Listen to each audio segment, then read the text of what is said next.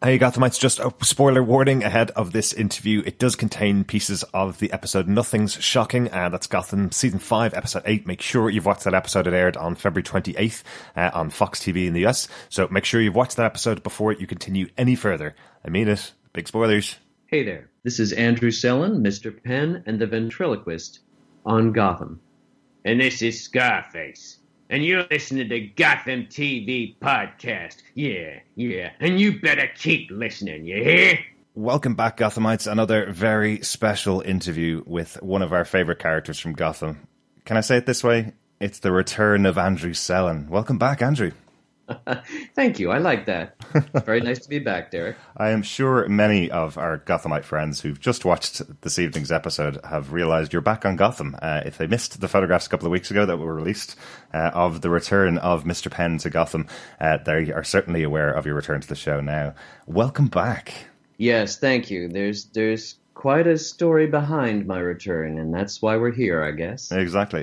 Just to fill in our fellow Gothamites, our fellow listeners, I originally reached out to Andrew back at the end of December of 2018 when I'd seen his episode, what I thought was the final episode that we would be seeing Mr. Penn. I'd wanted to speak to Andrew quite a few times about his time on the show because the character has kind of hit a chord with a lot of our listeners and a lot of our fellow Gothamites.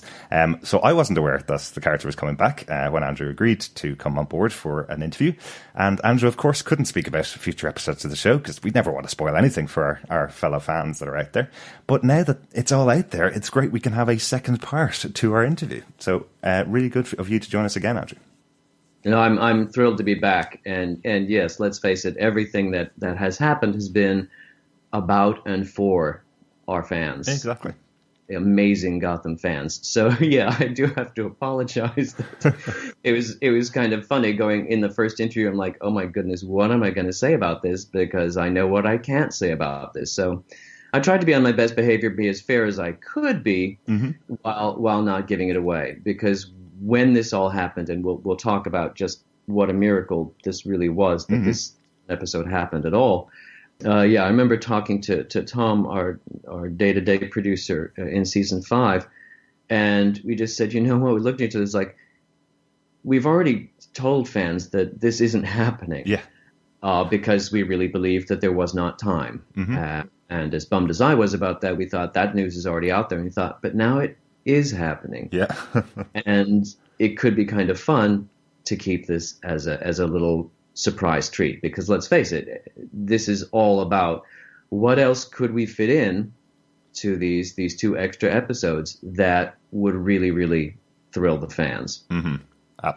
And happily, Ventriloquist and Scarface was one of those things. So good, yeah. So good to see them back. I want to start off by asking you, what was the reaction after 503 aired? Because we spoke to you just before it aired. We didn't know what the reaction was going to be from the fans.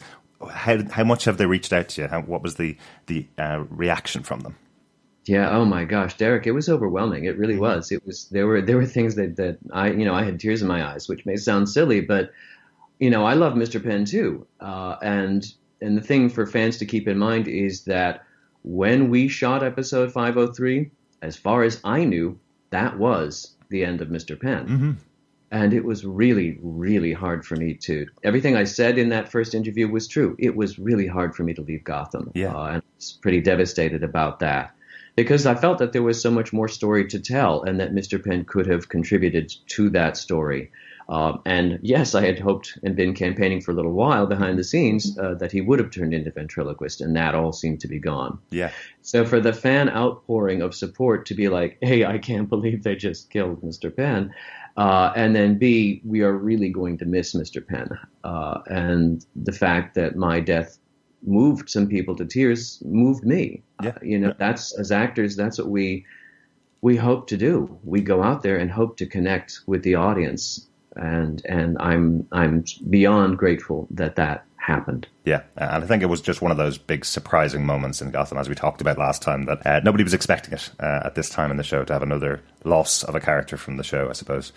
So yeah, I'm delighted that you've had that kind of reaction from fans as well, as we discussed before.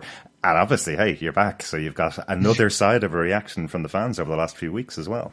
I know it's been quite the ride. I mean, after my untimely death, There was also all this wonderful additional fan art that started coming out as tributes, which really was so fantastic. I absolutely love seeing the fan art of Mr. Penn. But now it's like, oh, wait, we're starting to get fan art of me and Scarface. And it's like a whole nother round of cool is happening now currently.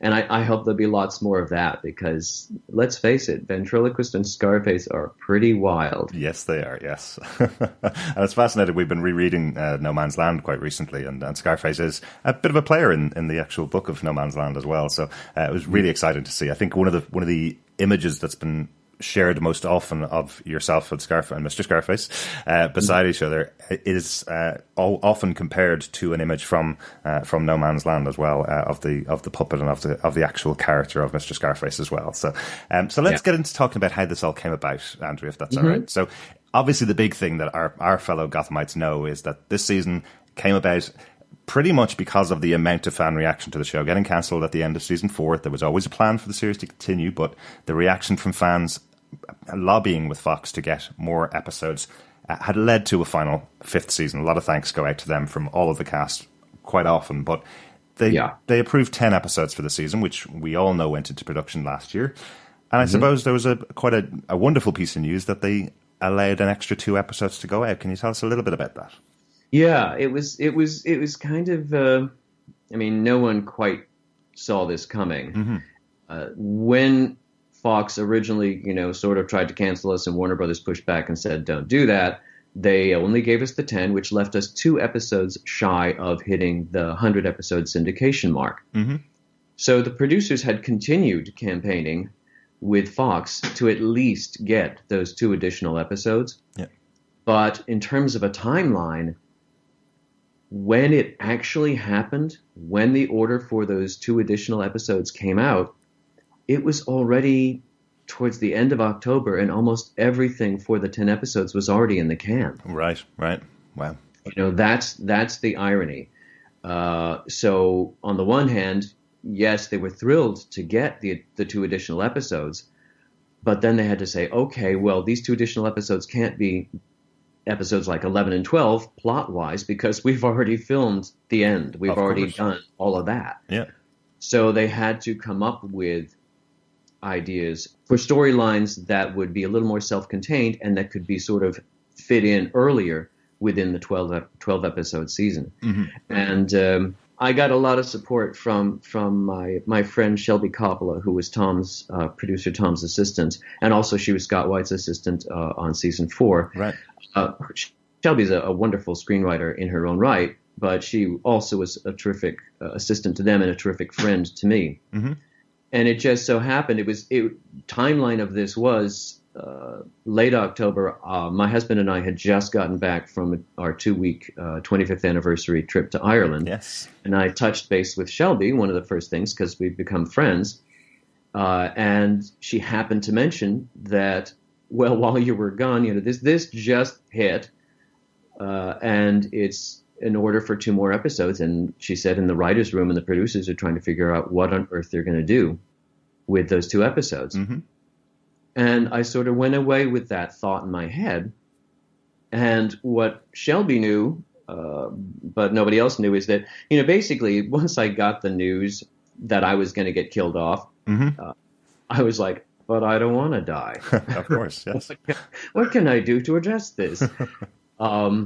And so I had, since I'm starting to do some screenwriting on my own, I had started drafting a little sample scene as to how it might be possible to bring Mr. Penn back and morph him into Ventriloquist, or at least give a little hint of it. And I was pulling somewhat from the storylines, the Arnold Wesker storylines, in the draft that I was working on. And I showed it to Shelby, and she was like, this is a really great idea. Yeah.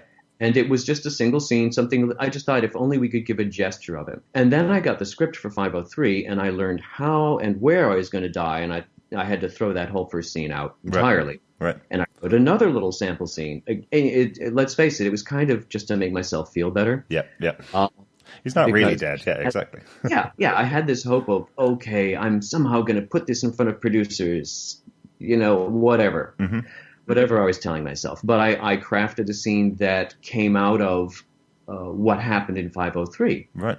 So in my rewrite, I had Mr. Penn waking up in the little infirmary in the Green Zone, and who is standing at the foot of his bed, but Jim Gordon and Harvey Bullock, who've looked into the medical records and realized that he is actually Arnold Wesker. Yes. All that sort of stuff. And there happens to be, an old vaudevillian lying in the hospital bed next to me who was dying, and his dummy was sitting there in the chair with his back turned to me, So I was basically trying to paint a little 3-minute scene on an existing set with just 3 characters to make it as quick and easy and affordable to make happen as possible. Excellent. And I thought, all I need is the chance to put this in front of them. And so that had already been there, and it was sitting there in the back of my brain and on my computer. But nothing had happened, and I had to go through and film and die and say goodbye and all of that stuff, and I was just like, oh, boy. Yeah. Well, when I got the news, when Shelby happened to mention the 2 additional episodes, Derek, I sat there and I thought, and there's something else you need to know. Since I knew Ventriloquist wasn't going to happen when I was shooting 503, or believed that to be the case, this is, me being crazy. I have my own little ventriloquist dummy, whose name is Danny. Yes, yeah. And so I snuck him into the studio one day in the duffel bag. I know. So I had him in my dressing room with me for shooting, which was comforting to me. And I also took a couple of pictures of Mr. Penn holding my little Danny ventriloquist doll. And I thought, if nothing else, when all is said and done, after episode 503 airs, I can float one of these little pictures and say, look, I know this didn't happen, but wouldn't it be great? And I wanted to send you some image of what it might have looked like. Yeah, yeah.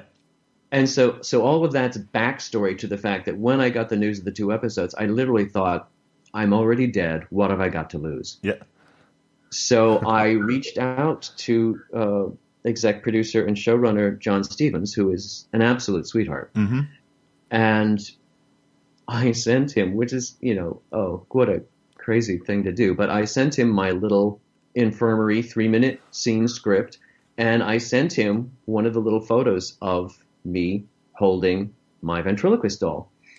And I said, John, I've heard about the 2 new episodes, and I know that you've got to have pretty much wrapped up the main plots with 10 episodes, and you probably have heard from one avenue or another by now that I actually am a ventriloquist.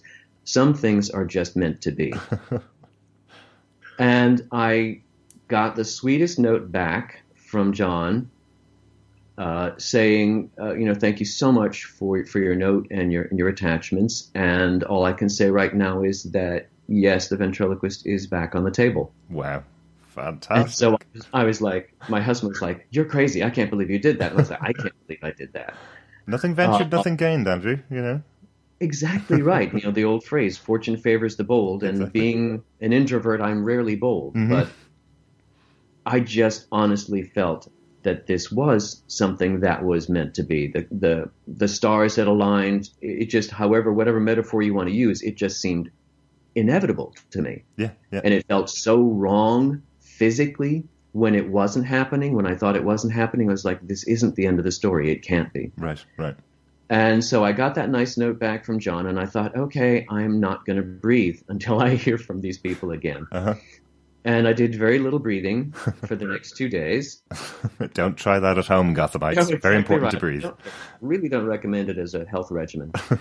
And then I got an email, and quite immediately after that, I got a call from my agent's office saying, this is incredible. We just got an offer for another episode. Fantastic. And I just said, and I'll tell you why we just got that offer when I have time to really sit and calm down again. Yeah. And I may actually have jumped up and down and shouted and hollered and done inappropriate, celebratory things at that moment. Because really, I had wanted it for so long, and then it looked like it was simply not going to happen. Yeah, yeah. And I had, as a professional, I had to accept their decision, and I understood why Ventriloquist was cut. I understood all of the reasons, but it just felt wrong in the core of my being. So and so good. This to come through, I wrote back to John right away, and I said, John, I'm over the moon. And he wrote back and he said, it's going to be fun. Yeah, absolutely. And how long from the point when they kind of reached back out to you, how long from that point to when you were back on set and back doing the scenes, I suppose, getting ready for them? Thing. Yeah, Derek, the thing is how fast this happened, because they already had a wrap date in mind and all these other things. They already had planned the party. Everything was planned as if it was 10 episodes. Yeah. So Shelby and a lot of other people had to do a lot of rescheduling, reworking to make things adjust for these 2 additional episodes. And I think it was maybe a couple of weeks later that we sat down for the table read. Wow. Everything. I mean, it had to happen fast because there was still a deadline. Things had to happen as early into, or as I think they wanted to wrap by the end of November into early December. Yes. Yeah. So, they really, really had to everybody had to jump on it. And Seth Boston, terrific screenwriter, who also gave me the onesie episode last year. Yes, I mean, of course, yes. Grand fellow. So he had to come up with that script. He got his marching orders for what might happen in the episode. And he had to come up with this script super fast. And, I mean, fans have seen it now. He knocked it out of the park. Yeah, yeah. And not just my plot line, but all 3 plot lines. We were the comic plot line, the other 2 were the serious plot lines, but all 3 of them really gave everybody a chance to dig into something. It must be such a temptation when you bring people back for additional episodes to kind of want to work every single person into the plot to give everybody something else to do as well. So great to be able to fit Scarface in there, Yeah, it's incredible. And they did it really creatively because, my suggestion was just a little 3-minute scene just to give a hint of how Mr. Penn and Scarface might have first met and just leave it at that, just a little gesture. And as people know now, no, they gave me the whole episode. They let me actually be Ventriloquist and Scarface. So good. So good. Yeah. That's definitely going on your CV now, right? Oh, it's there already. Excellent. And can we talk about Scarface, the puppet, as well? The actual character. Yeah. I should tell you a couple of things, though, about before we get to him, because there were things about the table read that were fun, too. Yeah, yeah. It did have to happen fast, but it was funny. There was still some hesitation on the production end. Even after they'd committed to it, I think they were like, what did we just commit to doing? This is supposed to be a ventriloquist. We have a dummy, and we don't have a dummy, and, what are we going to do? And I got a little text from Shelby at one point. She's like, I'm in another production meeting where they don't quite believe you're a ventriloquist, and I'm going to tear my hair out. And bless her heart, she finally just said to them, look, he really is. If you don't believe him, have him come in with his dummy, and he'll show you. There you go, yes. And so I got a little message from Adam, second AD, saying, hey, so great you're coming back, and the table read is such and such a date and time. Any chance you could come in a couple of hours earlier and meet with the director and bring your little friend? And so I said, absolutely. And this time I packed Danny up, and this time he actually got to meet people, which was great. Excellent. So there I was in the table read room before anyone else got there with Ken Fink, the fabulous director. He did such an amazing job with this episode. So there I'm holding a conversation with me and my little friend Danny and other people coming up, and it was all improv. So I just answered whatever questions people threw my way and responded. And so did Danny. And, I think everybody in the room started to breathe when they realized that this, not only could this happen, but they weren't going to have to spend their time dubbing. Brilliant. Yes. Very important. I think from a technical level, they were like, oh, holy crap, he actually can do this. Hooray. And then Courtney Schmidt, who was just the most amazing head of props. She came into the meeting because she wanted to see about all this too. And I showed her the mechanism of how Danny, operated. And I said, this is the kind of mechanism that I'm used to working with. It's pretty standard out there now. And so she took Danny away with her to go and start shopping around to figure out what she could do to create Scarface with her team. So unfortunately, I didn't have Danny with me to have at the table read. Right. Just sat there next to Robin, and I read the roles, both roles. And as it turned out, Seth Boston, our scriptwriter, was calling in from LA, so he was just on the conference line, not getting any visuals. So we did the whole read, and we had a great time. We had such a fun time. It was, let's face it, it was totally insane. Of course. And everybody was laughing a lot. It was so much fun. And when we finished everything, people were very excited, and Shelby was like, that was one of the best table reads I've ever been at. Fantastic. And Seth called Shelby on her cell phone while the rest of us were still in the room talking, and he said, that went so well, but who did you get to read Scarface? He sounded perfect. And Shelby said, that was Andrew. And he was like, oh, we're good. Perfect, yeah. So it was that to me was what sealed the deal. It's like, okay, if the screenwriter heard his script over the phone and didn't even realize it was me, we're in a good place. Excellent. And obviously, a question that I'm sure some of our listeners will want to know is, how long have you been a ventriloquist? How long had you trained over the years as well? Well, yeah, that's the thing, and I it's ironic, the things that come back. It's like in a Dickens thing, characters that come back later on in a novel. When I was a teenager, I'm of an age where as a teenager, the really cool things included playing chess because of Bobby Fischer. Right. So I grew up in a time where, like, every little boy in middle school especially had a portable chess set under his arm. Magic was cool because of Doug Henning, so I was also a magician. Right. And I was actually a professional magician and managed a magic store while I was in college. Right. And ventriloquism. And so I had a little Danny O'Day back then. Didn't even have moving eyes or anything. Very, very simple, kids version. Yep. A friend of mine had the Charlie McCarthy doll, and we would, practice together and stuff like that. And you learned it from an LP. Yeah. It's kind of crazy to think about, but yeah, we were learning how to do these things because there are certain consonants and things that, because of the whole thing of not moving your lips, will try doing a plosive without moving your lips, like P or B. Yeah.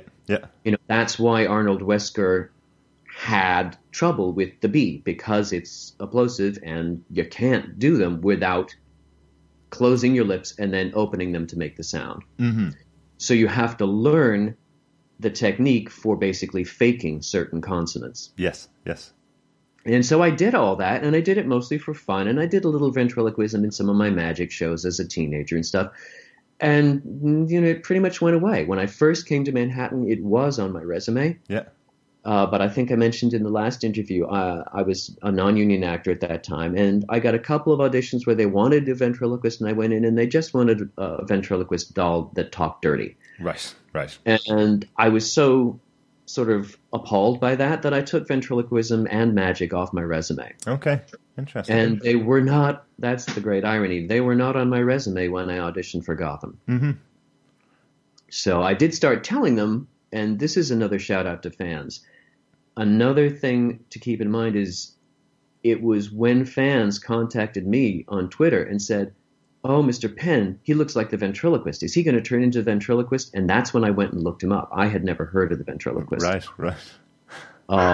So big shout out to the fans for communicating these things, because we don't know everything. The actors, those of us who come into this world, we don't necessarily come in with a full knowledge of everybody. Yeah, absolutely. And I think, I think we spoke with Francesca Reed Dodson, who's playing Echo on the show. It's a great episode. Yeah, listen to that. And she was saying when she went onto the show, she went in for the role for a day and had absolutely no idea that by this time, a year later, she's being called Gotham's version of Harley Quinn. There's no way that anybody would know going into the show in these roles that's where they're going. So yeah, totally understand. Yeah, that's right. And I've never actually asked John. I'll have to ask him the next time I see him. I don't know if when they hired me for Mr. Penn, if any of them had it in the back of their heads, he might kind of look like the ventriloquist. I don't know. Yeah. All I know is initially, just like Francesca said for her, for me it was originally one episode and it just expanded and expanded and expanded. And then fans told me about ventriloquist, and I went on eBay, bought myself a new Danny with moving eyes, and started working with him a little bit here and there. And I started sort of quietly trying to campaign within the production staff to say, hey, maybe this could actually happen. Yeah, absolutely. Yeah. Brilliant that it has. Absolutely brilliant that it has. Yeah. You just never know. But if you don't try, absolutely, that's the lesson here. You don't know unless you try. Exactly. Talk to us a little bit about the scenes that you shot for this episode. 7 episodes later, really, or 8 episodes after your last appearance on the show. So a couple of months since you've been back on set. Good to be back with your regular cast members, I guess. Oh, amazing. But I should probably tell you a little bit about creating Scarface first. Sure. Yeah. Because fans have been asking, like, what's he made of? How did he get made? Where did they get him? All this sort of thing. Mm-hmm. And Courtney Schmidt and her amazing props team, they are such all-stars. Because they had 2 weeks to come up with Scarface, and that's not exactly something you can go on Amazon Prime and order. Absolutely, yeah. So she did a lot of looking around, and she, as I said, she took Danny, my dummy, so she knew the kind of mechanism she was looking for. But she really had to go out there and say, what can we do? What might be close to Scarface? And there really, of course, there's nothing like Scarface that you're going to find out there ready-made. Yeah, absolutely. So what she ended up doing was buying a fairly high-end dummy from somebody down, I think, in Florida, who was just selling off, a dummy he wasn't using anymore. Yeah. But he had the right kind of mechanism inside, all that sort of thing. He didn't have everything we wanted. Ken, the director, was very eager to have eyebrows that went up and down and eyelids that closed and opened. Right. And that wasn't possible. In the space of time that was available to us, it simply wasn't physically possible to make everything happen. Mm-hmm. But what they did is Courtney ordered this dummy, and a member of her team did this amazing sculpting clay on top of the existing face. Right. And then made it look like it was wood. So Scarface is actually a ventriloquist's dummy with more face built on top of him in clay. Fantastic. Yes. And you've seen some of the pictures that I posted on Instagram, and people have seen him in action now. He's gorgeous. Yeah, he looks absolutely perfect. As I said, there's been many comparisons to images from the comic books of Mr. Wesker and Mr. Scarface beside each other, and your version from the show as well. Amazing how close they got it, considering the two different mediums. Yeah, exactly. And again, it was that sense of let's really go back to the comics and give the fans the flavor of both Ventriloquist and Scarface. And I think, without shaving my head, we got pretty close to that. Absolutely. And yeah, he's, the funny thing about him is that Scarface also, because he's sort of, a Frankenstein monster, he's a dummy with an extra face built on top of him, sort of a clay face. Something to think about. But because of the way he was built, he also ended up weighing about 20 pounds. Oh, of course, yeah. He was much, much heavier than your average dummy. Mm-hmm. And how difficult was that to work with then? Literally, the weight of him, initially I thought, okay, no big deal. But when I picked him up on day 2 of shooting, my neck and my back immediately were like, oh no, not again. And they managed, our wonderful DP, David, actually got me a little stand to sort of sit his butt on, so that if we weren't seeing the lower half of us, I got a little bit of a breather, because holding him up for many hours a day was a lot on one side. Like if I was going to the gym, I'd have to lift him on the other side for the equal amount of time to build up. Of course.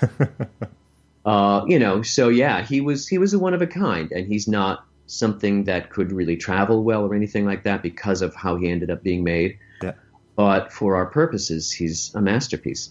Absolutely, yeah, and looks fantastic as well. So hopefully you'll be getting to see him a couple of times in the future. I'd love to. I mean, it makes me sad. I didn't even get a Mr. Penn bow tie out of this. Everything that I had and Scarface, everything went to the Warner Brothers archive. Of course, yeah. And all I can think is, I saw the recent Downton Abbey exhibit, and I just thought, wouldn't it be incredible if Warner Brothers did a Gotham exhibit like that, where we saw the costumes and props and things like that from the 5 years of the show, because the artistry is amazing. Yeah, the detail that's involved in the show. You know, we often talk about the differences in the DC TV shows, and you know, the differences. Obviously, the production for the CW shows is all up in Canada, all in the same area in Vancouver, and the budget that's involved in those is so much different to what's involved in a Fox show like Gotham. And it's just they're vastly different shows and vastly different attributes put on screen. I can only imagine what it's like up close. The amount of detail that's involved is amazing. Derek, I have to tell you, every one of these sets, like you know, the new Art Deco set for Robin. Mm-hmm.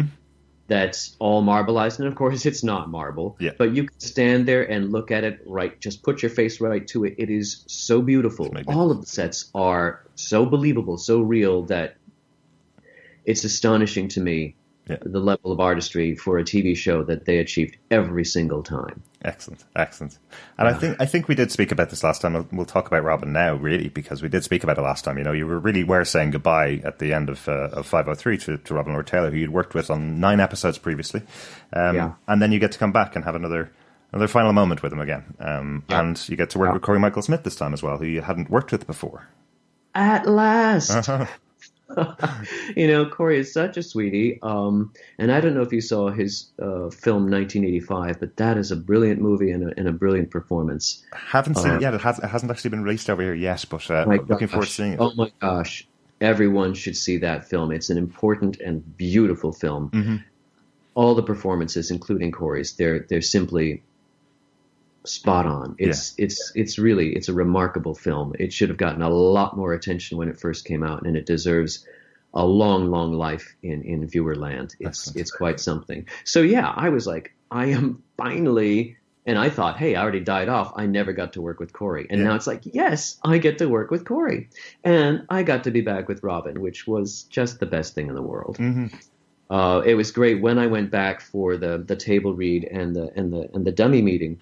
I, of course, went back to the dressing room area to say hello to a bunch of the friends there in hair and makeup and everything. And the first person I ran into in the hallway was Robin. Excellent.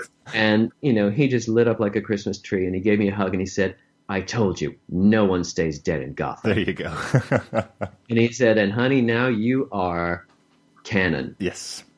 And I was like, I know, isn't this incredible? So good. Yeah. It's amazing, and we had so much fun. Mm-hmm. I mean, it was a lot of work because, as I said, you know, there are pro ventriloquists who you know could do this anytime. It was something I had done when I was a teenager, and I started doing a little bit of it again, just in the faint hope that this might someday happen. Yeah. So I, you know, it was a lot going on set. Of course. Yeah. You know, and Scarface was. Somebody asked on Instagram, you know, what was Scarface like to work with? And as you could imagine, being Scarface, he was literally a handful. He was a hoot and a half, and he very definitely had his own personality. Yeah. But it was, and the thing is, another thing that people wanted to know is, you know, how much time did you have to work with Scarface and stuff like that? And the reality is, because it took so long to figure out how to make him, and then they had to make his suit and stuff like that. And by the way, his suit cost a lot more than my suit. Courtney told me, and Scarface is a stylish guy. His threads cost about $2,000. Wow, that's fantastic. And they had a backup suit. You see, you've got to make sure you take care of the talent, you know? Hey, and Scarface was very particular about his appearance, very sensitive about that. Of course. But it was funny because on the set, you know, the stuff is primarily between me and Scarface and Robin and Corey. Mm-hmm. But when you've got, it's hard to explain, you know, without the visuals, but when I've got Scarface to my side, and I'm making him look with my little lever one way. Am I looking at Corey? Am I looking at Robin? And sometimes I would think, oh, he's looking at Robin. And then Ken would be like, no, he's not looking at him. Right. You know, so getting the eye mechanism right. The reality is I had no time to work with him beforehand. They handed me Scarface and I walked on set and we started shooting. Wow. Right. So I learned as I went. And he had an extra mechanism that I had not worked with before. He also had a little lever to operate his upper lip slightly. Oh, right. Interesting. So I was learning a new piece of equipment as we were shooting, and it was quite the ride. Wow, absolutely. Yeah, that's the learning on the fly, literally, really. Is very learning on the job. Yeah, excellent. It turned out so well, of course. I think everybody would be very proud to have seen the scene. Yeah, everybody seemed really, really happy. Everybody else seemed to see it before I did. Right. John certainly saw it, and when I went back for the farewell on the 12th, I ran into John behind the scenes, and he said, everybody is super happy. So good. Really thrilled. Thank you for that. And I said, thank you. And he said, well, it was your suggestion. Right. And I thought, wow. See, and forevermore, that's a legacy impact for you on Gotham, really, isn't it? It's still blowing my mind. Yeah. It is still, I can't quite believe that it's real. It's just fantastic, as I say. This is something that we've all wanted for such a long time, and having it up on screen now as part of the 100 episodes of Gotham is just fantastic. Delighted. It is. It is. And Ken was just a great director for this episode. It turns out Ken and I really have the same mordant sense of humor. And he had all these great little visual ideas of things that he really wanted to see happen, like the thing with the window blinds, which is hilarious. Wasn't easy to do because Scarface's arms are actually floppy and they can't hold down window blinds. So we ended up getting help for that. It was, more was going on there than people could see on camera. Yeah. But it was, as everything else with Gotham, this was so much a team effort. That was incredible. Absolutely. Selling the gag. What was it like playing Scarface himself, the character himself, coming up with the voice, coming up with the style, doing something very different from, obviously, our Mr. Penn as well? Well, exactly. I mean, basically the opposite of Mr. Penn. And the thing is, as a character actor, this is kind of what I do. Yeah. It's not unusual for me. I think I've mentioned in a last interview, I've done a play called I Am My Own Wife, where I'm alone on stage for 2 hours and I play 35 different people, men, women, all different ages and all different nationalities around the world. I did another show called The 39 Steps, where I played everything from literally a crying infant to an old man and a crazy Scottish woman in between. I mean, I'm used to playing a lot of different people, so that aspect of it was very natural to me. It's what I do, and I love variety of things, and I love accents and dialects. But it was something because I had to voice and operate him at the same time. Oh, and by the way, where is he looking? Yeah. And what's his mouth doing? What are his eyes doing?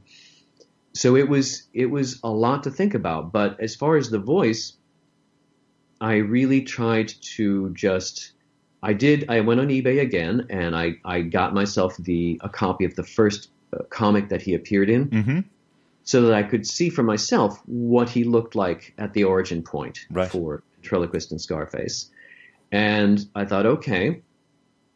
And then I realized that he's so much the black and white film noir movie gangster that he was very Edward G. Robinson. Right. To a certain extent. And in the table read, actually, I threw in a couple of extra, that to me were very Edward G. Robinson, and Seth didn't tell me to stop it, so I kept them. So I kind of just went with that because I think that would have been appropriate for Mr. Penn as to channel old movies. I could absolutely see Mr. Penn being a huge fan of old gangster movies. And it would have made perfect sense, I think, for the Edward G. Robinson type of characters to be something that Mr. Penn would have looked at on screen longingly and gone, how does he have the strength to do that, to command all these people? Yes. And so that's what it became. This is very much because we are growing out of Mr. Penn, who may or may not be Arnold Wesker. We played with that in the episode as well. Yeah. Fleetingly. But the bottom line is it has to come out of the Mr. Penn we've seen in the 9 previous episodes. It's not just any meek person, it's Mr. Penn, and he has very specific things, which, as I mentioned before, include very good manners. Yes. Hence the introduction of, Mr. Cobblepot, this is Mr. Scarface. And the joy of the scene and where it got a little gleefully psychotic was remaining Mr. Penn, and then sort of arguing with them or with myself Yes. as it went along as Scarface, which was both technically challenging and a heck of a lot of fun. Lots of fun, yes.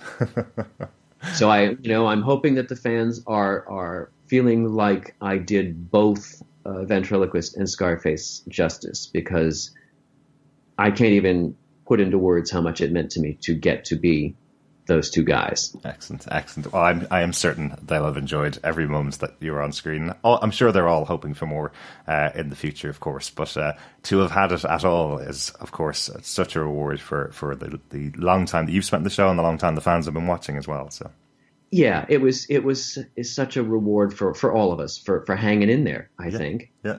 And it would be great if it had been possible to fit him into more. But the reality is, as I told you, everything else was already shot. Yeah, yeah. So it had to be a self-contained. I think they felt it had to be a self-contained appearance. And my feeling is, it's still Gotham. What's a bullet? I've been shot before. So, if someone else is a Gotham project and they need a Ventriloquist and Scarface, well, they've got my number. There you go, exactly. I'm talking about that extension to the 12 episodes from 10 episodes, that does allow a little bit more story for Gotham. It really does, and actually, this is something incredible for fans to think about. What it really came down to in timeline was the simple fact, and I really believe this is the case. If Fox had ordered 12 episodes at the outset, I still think they would have killed me off in episode 503, and I think they would have used those additional episodes to flesh out and do more with telling the story of how Bruce becomes Batman, which is, of course, where they needed to focus. And it is just the crazy way that this worked out.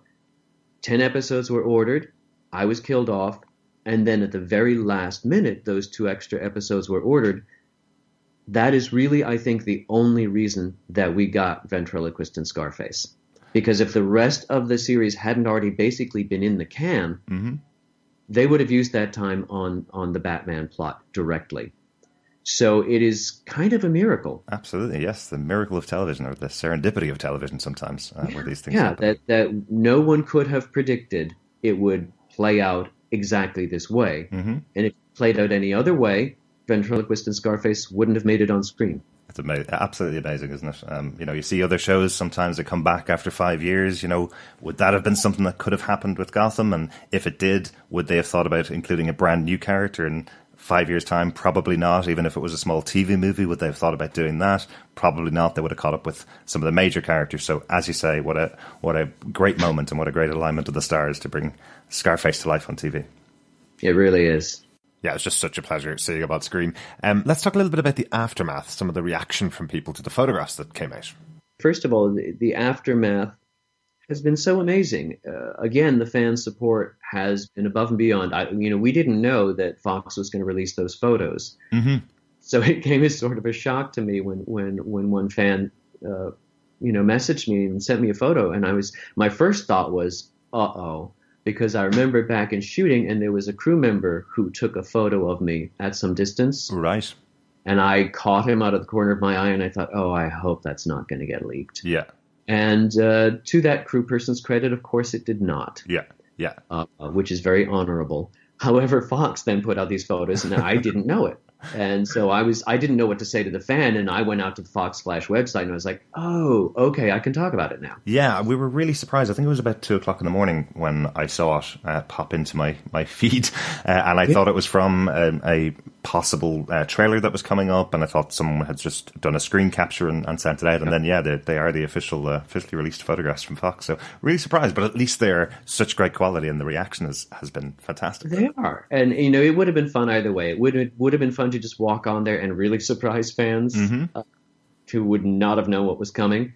But it's been such great fun to be chatting with the fans leading up to the airing of the episode and to talk about how all of this came to be, because it almost didn't. And again, this all comes down to, if the fans hadn't told me about Ventriloquist, if I hadn't had the ongoing encouragement of the fans, there's a lot to be said for the community that we have built up.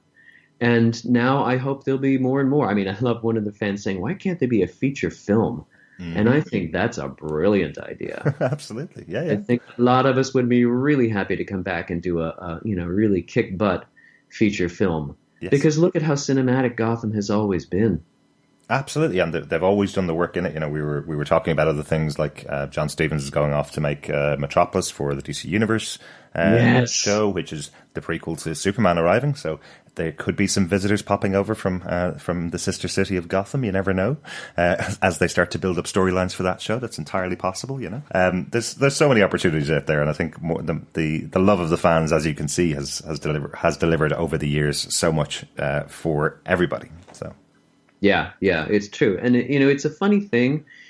We talked about this in the first episode, but when I had to take my leave in 503, really was hard. It was really heartbreaking. There were tears from a number of people. Yeah. And this time it was more like, yeah, this is what needed to happen.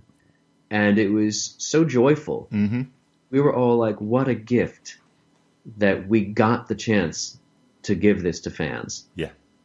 And so, I can't wait to watch the rest of the season and see how there's only 4 more episodes, see how the rest of this plays out. I know some of it, and I got to tell you, some of the stuff that's coming, like in the next episode, which again was a bonus episode, is going to make fans really happy. Really, really happy. And it made perfect sense to be, because that was the last episode shot. What's going to air as episode 9 was actually the last episode we ever shot. Yes, directed by Aaron Richards and written by Ben McKenzie, I believe. Yes, it was Ben's episode and Aaron directed it, and they knocked it out of the park again. Yeah. Again, what's interesting to me is that with everything else that they've done, and I think they've accomplished such amazing stuff this season, packing it in, Z's Ace Chemicals, not to mention 503. Oh, yeah. Everybody has been delivering at such an incredible level. Mm-hmm. They always have, but this year it's like, wow. Yeah. And you really have to take a step back and say, look at the artistry at every level of this project. And not only that, the love. Yes. Yeah. Everybody is so into what they're doing. Mm-hmm. And so for the last episode to be written by Ben and directed by Aaron just seemed perfect. Yes, absolutely. It really was the perfect on-set closure for everybody. Yeah. All I can say is I spent a lot of time at the wrap party thanking people who helped make this happen. I finally met Tony Sepulveda, the senior VP of casting at Warner Brothers, who is the man who said yes to me. Yeah, yeah. And I'm so grateful to Tony Sepulveda, the senior VP of casting at Warner Brothers, who said yes to me, which is an amazing thing to do and has changed my life. Danny Cannon directed 3 of my episodes and put Mr. Penn on screen for the first time. John Stevens, the first person to write Mr. Penn and who, was the showrunner this year and said yes. Yeah. Tom and Scott, all the producers, they've been so amazing to me. The cast and the crew, Yeah. the costume folks, the props, the camera people, everybody. And yeah, Robin. Yeah. Because we had such a good time together. And geez Louise, what a list of directors I got to work with. Ken, Danny, and Rob Bailey, and Mark Tonderai, and Nathan Hope, and Scott, and Nick Kopus. I mean, every one of them added something to the story and to Mr. Penn. Yeah, yeah. And then you've got all these writers, Seth and Z, and everybody in the Gotham writers' room. Geez Louise, what talent.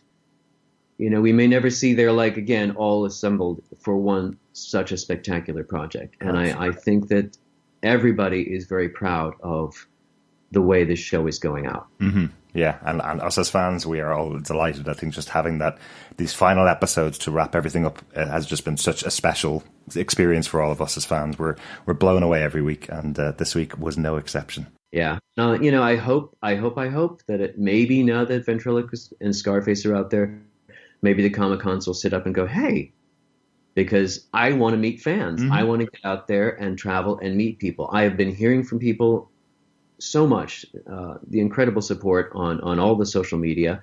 I want to meet these people. Yeah, absolutely. I'm sure they want to meet you. I hope that's going to happen one of these days. Yeah, absolutely. Absolutely. I'm sure they all want to meet you, as we want to meet you face to face as well, of course. I know. Don't you think it's time, Derek? we need to get back over to New York. That's all.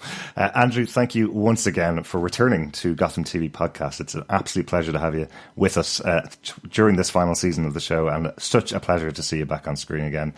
We told you how surprised and saddened we were at your loss back in 503, but I think, yeah, this is exactly the right way to finish off your time on the show. Thank you so much. It's been such a joy talking to you, and you guys have been doing such an amazing job. I listened to every episode, and I can't wait to listen to the rest of your wrap-ups. And we're just, we're a lucky bunch, all of us, everybody who made Gotham and everybody who enjoys Gotham, because together we have created an alternate universe that is going to last. Exactly. What a nice way to end off our discussion. Thanks so much, Andrew. Thank you. That was the excellent Andrew Sellon joining us for a second time. Thanks so much to Andrew again, and thank you so much to our fellow Gothamites. Hope you enjoyed that interview, and good kind of insight into the process behind Gotham and how, things can come together to create something really interesting for us as Gotham fans in this final season. So thanks so much again to Andrew for his time, and thank you so much for listening. Bye.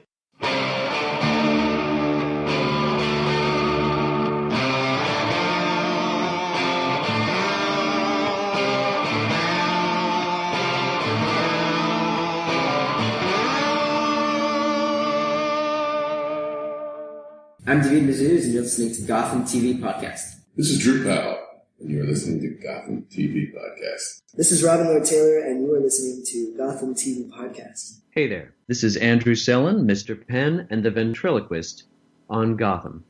And this is Scarface. And you're listening to Gotham TV Podcast. Yeah. And you better keep listening, you hear?